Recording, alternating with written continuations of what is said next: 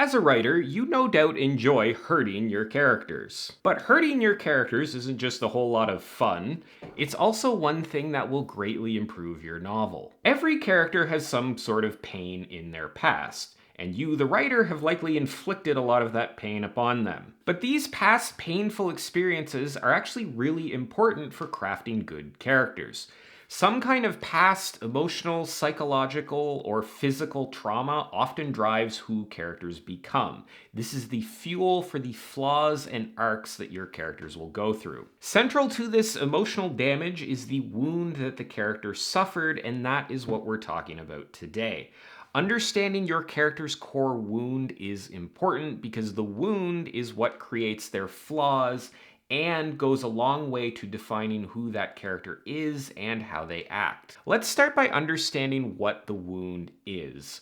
The wound is the often emotional but sometimes physical scar that a character carries around with them from past experiences. Were they abandoned as a toddler? Wound. Were they unable to save a loved one from a fire? Wound. Were they excluded from their social group, or did they wither under the superiority of one of their siblings? Wound. Did they step on a landmine and lose a leg? Wound. The wound does not need to be an ultra dramatic, life threatening experience that lasted for hours or days. It can be a small, seemingly inconsequential moment that still had a dramatic impact on the character. Sometimes it is just a few seconds of experience within a larger event, a single image or a single sound from a difficult event that sticks in that character's mind. Sometimes the wound is an ongoing sort of thing. Maybe the character grew up in poverty or during some kind of conflict, and those repeated experiences are what caused the wound. It's not necessarily a specific event, but rather an ongoing circumstance that they endured for some amount of time. The wound is both an event that had a profound emotional impact on the character and an event that they do not want to repeat, even at the expense of their own fulfillment and happiness. A common response to a wounding experience is never again.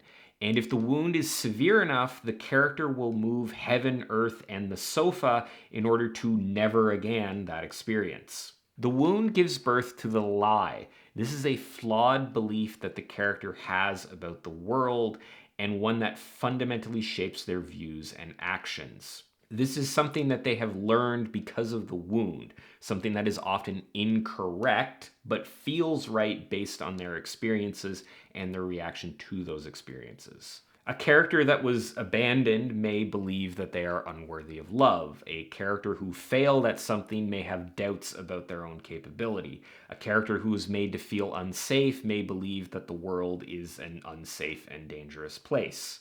The lie is untrue, as most lies have to be in order for them to be lies.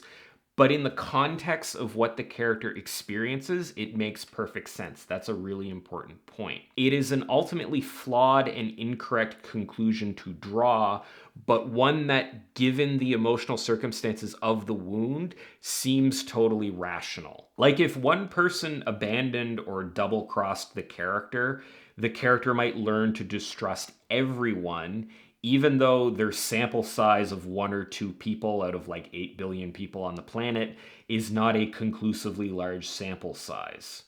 Because of the emotional intensity of the wounding experience, the learning is solidified in their mind. They believe the lie, even if an outside observer, and when you look at all the data and the evidence and you apply logic to it, the lie doesn't make sense.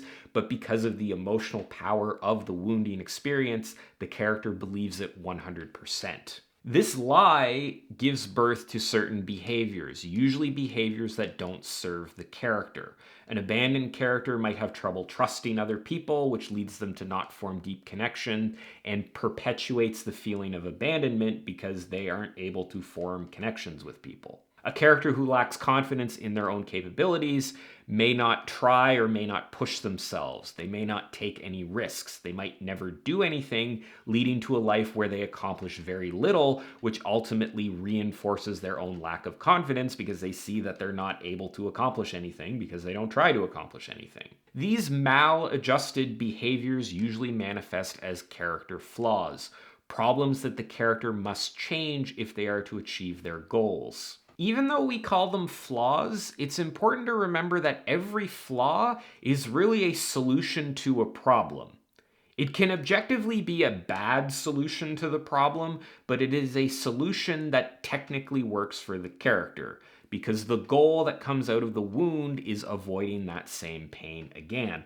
And usually the flawed solutions that characters adopt allow them to do that, often to the detriment of their own happiness.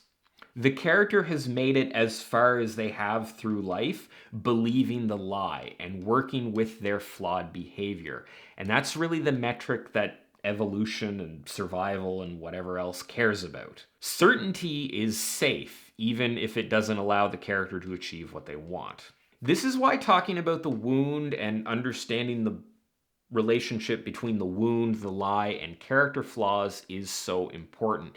In order to have a coherent character, you need to trace back any flaws that they have to what they've learned as part of their upbringing or their backstory. I've said before that there aren't necessarily bad characters, just characters that don't fit into a specific story or characters that lack some sort of coherence based on their backstory. If they behave in a way that doesn't make sense given what we know about what's happened in their past. If a plot that the character is working through doesn't align with their flaws, or if the flaws they have don't align with the lie that they believe, and if the lie that they believe doesn't correspond to some kind of wounding experience, that's when you start to lack this character coherency. Or you may have a character that just doesn't really fit in the story because the plot that you set them on doesn't really relate in any way to their flaws, the lie, and the wound. Understanding the wound of your character and the lie and the flaws that it precipitates goes a long way to understanding who that character is and how they fit into the plot of the story. The same thing goes for flaws. You can't just layer random problems and difficult behaviors onto a character.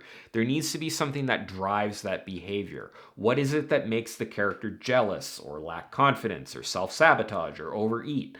What is it that they've learned throughout their life and how did they respond to that learning? Moving through a character arc often means that a character must confront these flaws and change the belief that they have about the lie. This is as important as establishing the wound in the first place, because ultimately the wound is just a part of your character's backstory. It's not what you're actually writing about. A story that has a character arc generally involves the character revisiting that wound in some way, reforming their beliefs around the lie, and overcoming their flaws. You can think of the character arc as almost a reversal of the wounding process. They go through an experience where the lie is disproven, where they must confront their flaws and change as a person in order to become the character that they need to become. It's the same process, but assuming it's a positive character arc, they leave the process learning a truth rather than coming to believe a lie, which is what happened in the wounding process. Speaking of processes, I didn't go through the process of writing a proper ending to this video for some reason. Anyway, so there you have it. I would love to hear what you think about character wounds and lies and flaws and arcs and anything else in the comments down below. If you want to see more stuff like this, you can check out all my other writing advice related videos and subscribe to my channel. As always, thanks for watching, and I will see you next time.